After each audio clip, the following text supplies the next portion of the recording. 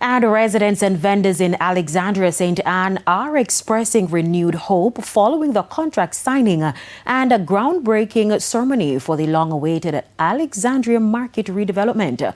For many, it's the end of uncertainty and difficult working conditions. We are going to have a market where we can store our goods.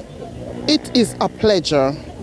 It is a pleasure, I'm telling you. Okay. And I am so grateful for the start. I'm really proud of what's going on at this time.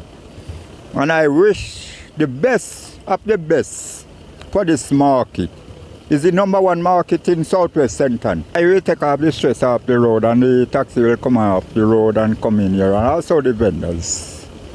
But you're not going to expect it to come off one time. You have to take your time until it really take them time until then put themselves together. It is one that is welcome in the area, and I'm sure it will be appreciated by everyone. Moreover, it will serve the people in a very good way, because instead of going to Brownstone to buy things, they can just come to the market here in Alexandria and purchase their things. Now, vendors who operated along the roadside say the market represents more than improved infrastructure. It offers dignity and stability.